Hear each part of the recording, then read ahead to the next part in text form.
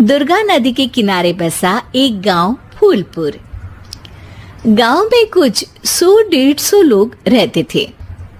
अंजलि जो कि पास ही के जिले में रहती थी और 12वीं पास कर चुकी थी, उसके पिताजी ने बेटी को जल्दी विदा करने के लिए उसकी शादी फूलपुर गांव के मुकेश से करवा दी थी। मुकेश कभी स्कूल नहीं गया था और इस कारण वो पढ़ा लिखा नहीं था और बाकी गांव वालों की हालत भी मुकेश जैसी ही थी। मुकेश के घर में उसके माता पिता भी रहते थे। सासू माँ, मैं बाहर मंदिर तक जा रही हूँ, आधे घंटे में आ जाऊंगी। अरे अभी कहीं जाने की जरूरत नहीं है, चुपचाप जाके रसोई में रात के खाने की तैयारी करो। और ये घूंघट क्यों हटा लिया है तुमने?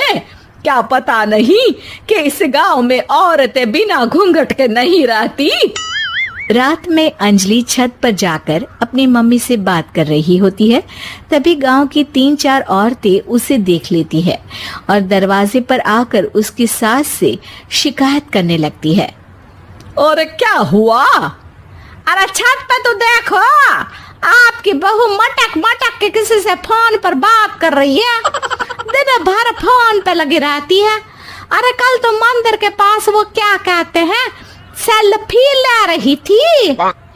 शहर की बहू रखना अच्छा शान की बात है, पर देखना इसके लक्षण से ये तो तुम्हारे परिवार को बदनाम ना कर दे। ये पहली बार नहीं था जब सास से गांव के लोगों ने अंजलि की बुराई या शिकायत नहीं की हो। अब तो ये रोज की बात थी। अंजलि ये सब सुन लेती है। जब वो नीचे जाती है तो मुकेश भी वहां आ जाता है।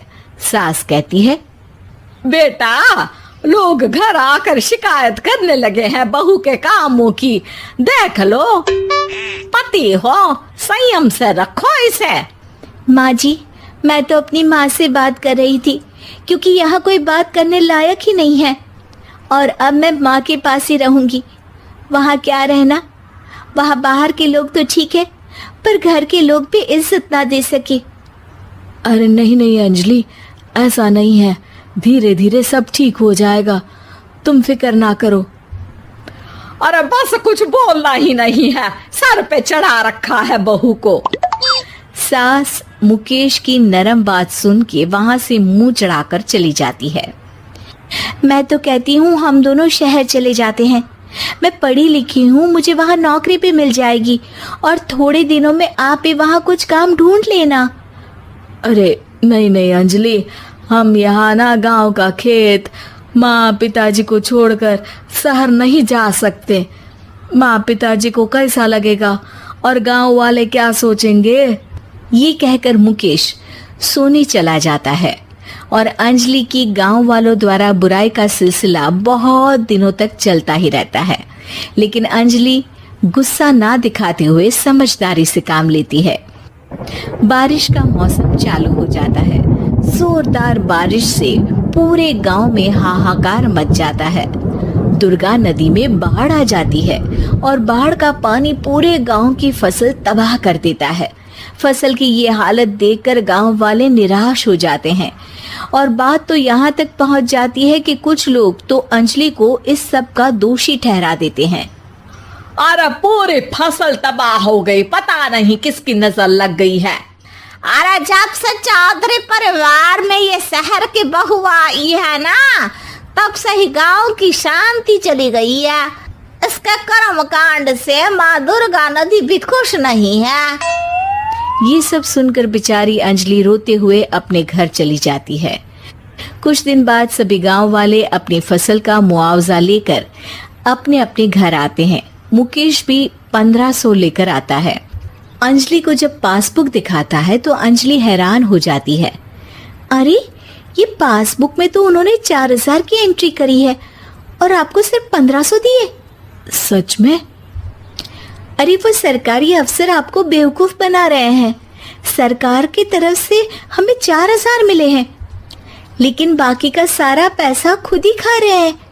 आप लोग के अनपढ़ होने का फायदा उठा रहे हैं।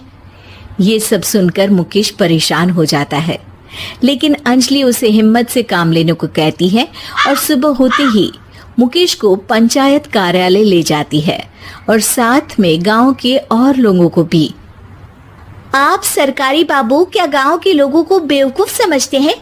आपको क्या लगता है ये पढ़े लिखे नहीं है तो आप कुछ भी मनमानी करेंगे? ये बेचारे दिन रात इतनी मेहनत करते हैं, ये हमारे अन्नदाता हैं और आप इनके साथ ऐसा धोखा करते हैं। अरे क्या बके जा रही है ये लड़की, किस धोखे की बात कर रही है? अपने कांड करके नदी माँ को नाराज करके हमारा नुकसान करके इसे चैन नहीं मिला क्या?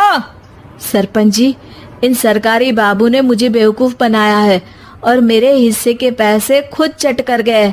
बस ये सुनते ही सरपंच वहां से दुम दबाकर भाग जाता है। पता चलता है कि जनपद अधिकारियों ने गांव के सरपंच के साथ मिलकर सबके साथ धोखा किया है। सब लोगों का विरोध शुरू हो जाता है और आखिर में अधिकारी सब गांव वालों के हिस्सों के बचे हुए पैसे उन्हें लौटा देते हैं और कई दिन तक सरपंच गांव में लौटता ही नहीं। अंजलि, तुम नहीं होती तो हम गांव वालों को तो पता ही नहीं चलता कि ये हमें हर बार बेवकूफ बनाते हैं। हाँ हाँ अंजलि बेटी, हमें माफ कर दो। हम सब तुम्हें बुरा भला कहते रहे, लेकिन तुमने ही आज हमें बेवकूफ बनाने से बचाया है। हमें तुम पर गर्व है बेटी। अब समझ आया कि सरपंच तुमसे नहीं, तुम्हारे पढ़े लिखे होने से नफरत करता था। क्यों ना इस बार हम अंजलि को ही सरपंच पद के लिए चुन ले? क्या कहते हो गांव वालों?